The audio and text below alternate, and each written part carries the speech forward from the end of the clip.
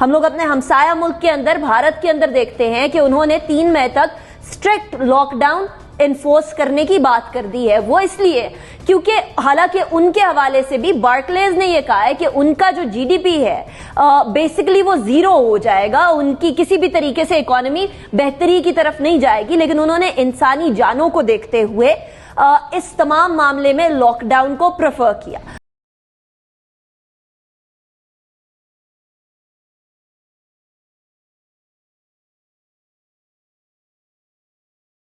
Lockdown को lockdown थी, ये बज़ाहिर और बनामी लॉकडाउन है, लेकिन हमने तकरीबन पूरा का पूरा पहिया खोल दिया है। सवाल चीदा कुछ इलाकों के या कुछ सेक्टर्स के, कौन सा सेक्टर रह गया जो हमने नहीं खोला?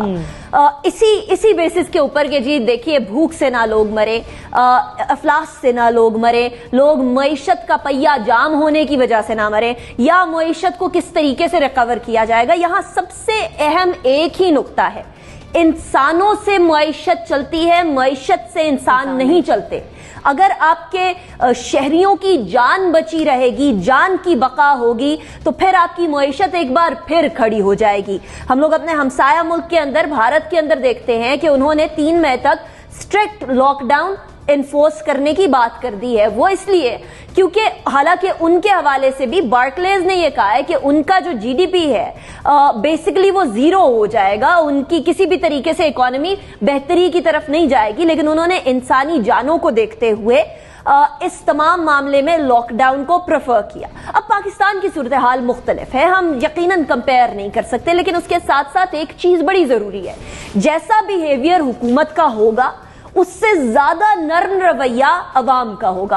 अगर हुकूमत ही स्ट्रिक्ट लॉकडाउन की बात नहीं कर रही तो अवाम उससे भी ज्यादा लीनियंट हो जाएंगे। सिंध के अंदर इतने स्ट्रिक्ट लॉकडाउन की इन्फोर्समेंट की बात हुई शुरू में, लेकिन उसके बावजूद भी अवाम का रवैया बहुत ही मुनासिब गैर मुनासिब था, इसलिए क्योंकि वो ये समझ रहे थे कि शायद ठीक है लॉकडाउन है, जो भी है वो देख लिया जाएगा। लेकिन at this point in time हम लोगों के लिए जरूरी नहीं कि हम घर पे रहे। अवाम नहीं अंडरस्टैंड कर रहे और अवाम को सिर्फ एक ही तरीके से समझाया जा सकता है, और वो है जो हुक्मरानों का रवैया है उससे। जितना स्ट्रिक्ट और जितना ज्यादा सीरियस होगा अवाम भी उसी तरीके से सीरियस होंगे। तो मेरे ख्याल में ये लॉकडाउन को खोलना यकीनन कोरोना वायरस के वबा को फैलाने के मुतरादिफ या इसको इक्वेट किया जा सकता है यकीनन। कामरान, हम लोग मौसमी एतबार से बात करें कि मौसमी पहलुओं को मद्देनजर रखकर कारोबार खोलने की इजाजत दी गई, नरमी बरती गई इस लॉकडाउन में, लेकिन ये जो लॉकडाउन में नरमी है ये कोरोना के फैलाव का सबब बनेगी, बन सकती है? थोड़ा सा हम हमेशा ही कंफ्यूज रहे इस कोरोना की वजह से। कोरोना ने उसमें कोरोना खुद भी कंफ्यूज हो गया कि हम करना क्या चाह रहे हैं उसके साथ। वो बेचारा परेशान हो गया और उसने भागने की भी कोशिश की, लेकिन हमने उसको भागने नहीं दिया। हमने कहा नहीं, तुम यहीं रहोगे, हम तुम्हारे साथ वो हशर करेंगे कि तुम परेशान हो जाओगे, तुम पैदा क्यों हुए थे।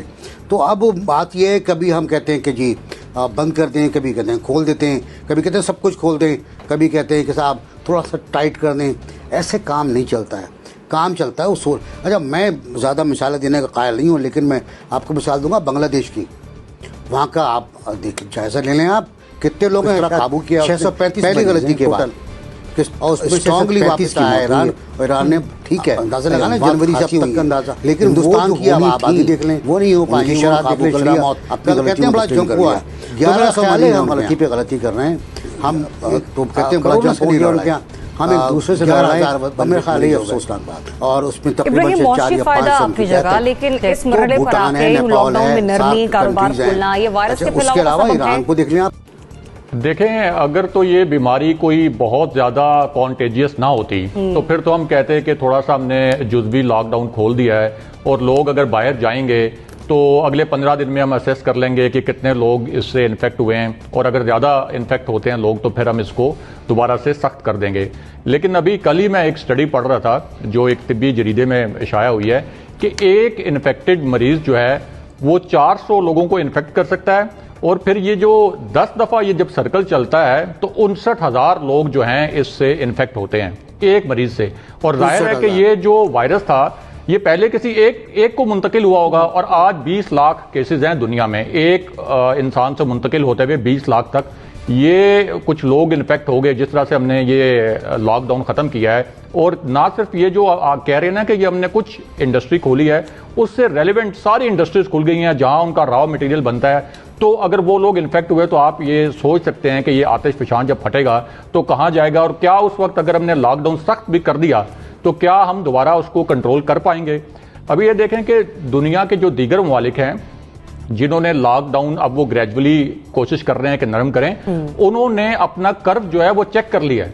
4 हफ्ते 6 हफ्ते उन्होंने सख्त लॉकडाउन रखा है, उसके बाद उनके पास फिगर आ गया है। अब हम खुद कह रहे हैं कि हमारे पास असल पिक्चर आ जाएगी अप्रैल के एंड में, क्योंकि हमारी testing capacity 25,000 test per day चली जाएगी। तो जब उस वक्त हमारे पास एक्चुअल फिगर आ जाएगा, एक्चुअल कर्व आ जाएगा, तो उस वक्त हम डिसीजन ले सकते हैं ना। अगर अभी हमने डिसीजन ले लिया कि खोल दें और ये खुदा ना खास्ता अप्रैल के एंड में केसेस हमारे 70,000 60,000 हो गए, तो उसके बाद फिर कैसे कंट्रोल करेंगे। अब ये कोई जो एक्सक्यूज दे रहे हैं कि उसके बाद हम दोबारा बंद कर देंगे, उस वक्त आपके हाथ से हालात निकल चुके हुए होंगे। और ये जो लॉकडाउन हमने खोलने का फैसला किया है 30 अप्रैल से पहले, ये अमेरिका की एक यूनिवर्सिटी ने अभी एक स्टडी भी की है जिसके मुताबिक वो जाहिर है कि बड़ी खतरनाक बात कर रहे हैं, आई होप कि वो गलत हो। वो ये कह रहे हैं कि अगर इसकी वैक्सीन ना बनी और कोई इसका इलाज या तोड़ ना हुआ तो ये जो सोशल डिस्टेंसिंग वाला इशू है इसको हमें इंप्लीमेंट करना पड़े 2022 तक। तो जब पूरी दुनिया के जो एक्सपर्ट्स हैं, जो साइंटिस्ट हैं, वो ये कह रहे हैं कि हमें इस वक्त लॉकडाउन में नरमी करने में एहतियात बरतनी चाहिए, तो फिर ये कैसे मुमकिन है कि हम कहें कि नहीं हम ज्यादा एक्सपर्ट हैं। क्योंकि उसकी एग्जांपल ये है कि इससे पहले जब लॉकडाउन था तो जाहिर है करियाने की दुकानें खुली थी, दूध दही की दुकानें खुली थी, मेडिकल स्टोर्स खुले थे, जाहिर है मजबूरी है। अब अगर उसके साथ पहले अगर 3 दुकानें खुली थी तो उसके साथ अगर 10 दुकानें खुल गई हैं तो आप अंदाजा करें कि लोगों का कितना रश होगा। तो ऑटोमेटिकली जो रिस्क है केसेस के बढ़ने का वो बढ़ जाता है। तो ये मेरे ख्याल में एक बड़ा फाइन बैलेंस मेंटेन करना पड़ेगा गवर्नमेंट को, एक तरफ लॉकडाउन और दूसरा लॉकडाउन में नरमी के हवाले से। रिस्क बहुत बड़ा गवर्नमेंट ने लिया है, लेट्स होप कि ये रिस्क जो है वो पे ऑफ करे।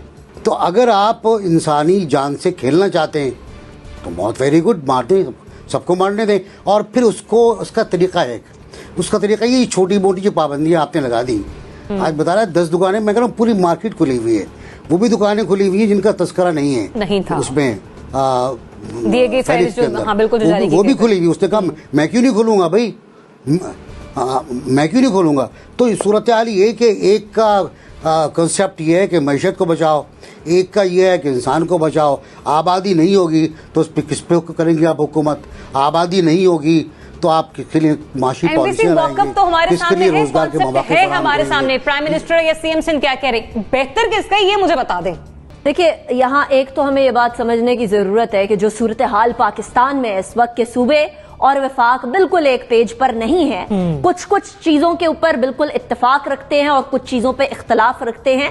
पहली बात तो यह कि ये जमहूरियत का हुस्न है और ये सिर्फ पाकिस्तान में नहीं हो रहा बल्कि ये अमेरिका के अंदर भी हो रहा है कि डोनाल्ड ट्रंप जो कह रहे हैं, जो प्रेसिडेंट ऑफ यूनाइटेड स्टेट्स कह रहे हैं, उससे गवर्नर्स बाकी स्टेट्स के 51 के करीब उनकी स्टेट्स जो हैं उनके गवर्नर सारे के सारे उस बात से इत्तेफाक नहीं करते हैं और वो अपने अपने तरीके से तमाम मामलात को आगे लेकर चलना चाहते हैं। हैविंग सेड दैट, यहाँ ये चीज बड़ी जरूरी है कि तमाम के तमाम वुज़राए आला, खा वो मुराद अली शाह साहब हों, बुज़दार साहब हों या KPK और बलोचिस्तान के वुज़राए आला जाम कमाल साहब और महमूद खान साहब हों, इन तमाम को जब नेशनल कोऑर्डिनेशन कमेटी में आकर बैठते हैं, अपनी आरा देते हैं, वजीर आजम साहब उनको सुनते हैं, तो वो एक जगह है जहां इख्तलाफे राय करना चाहिए ताकि अवाम के अंदर ये एक इमेज ना जाए कि गालिबन वफाकी और सूबाई हुकूमतें एक पेज पर नहीं है। तो मेरे ख्याल में एक तो ये कि मीडिया के ऊपर आकर इख्तलाफ करने की बजाय, चाहे वो वफाकी हुकूमत के वुज़रा हों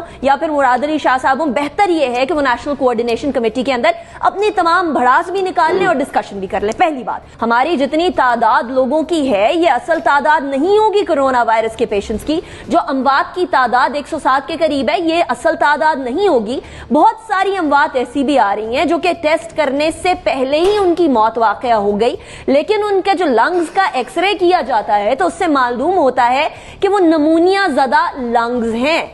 ऐसे में हम एग्जैक्ट फिगर कोरोना की अमवात की नहीं बता सकते। इस तरह की सूरत हाल में जहां R0 फैक्टर किसी बीमारी का बहुत ही ज्यादा हो और वो इन्फ्लुएंजा, आम इन्फ्लुएंजा से प्लीज इसको कोई कंपेयर ना करे, जब R0 फैक्टर इतना ज्यादा है तो उसका मतलब यह है कि सबसे पहले अपनी अवाम को बचाया जाए। मुईशत को बचाना इंतहाई अहमियत का हामिल है, लेकिन उसके साथ साथ बल्कि उससे पहले अवाम को बचाना जरूरी है। तो अवाम को बचाने की सेंस के अंदर मुराद अली शाह साहब का मौकफ बेहतर है, लेकिन इमरान खान साहब की भी ये कंसर्न जो इकोनॉमिक इंडिकेटर्स गिर रहे हैं, जो दुनिया के अंदर एक डिफ्लेशनरी रिसेशन आ रही है, इस हवाले से भी उनके कंसर्न्स भी बेहतर है। बेहतर ये होगा कि तमाम फरीकैन बैठकर out of the box solution की तरफ जाएं, इंस्टेड ऑफ ये कि इनफरादी तौर पर ठीक है, मतलब सीएम सिंध ने मजीद जो मीडिया टॉक पर आके मीडिया के हवाले से बात करनी होती है वो उसी इजलास के अंदर बात करें जहां पर 4 सूबों के वज़राए आला मौजूद होते हैं। इब्राहिम, कौन बेहतरीन बात कर रहा है, किसका मौक़िफ़ बेहतरीन है?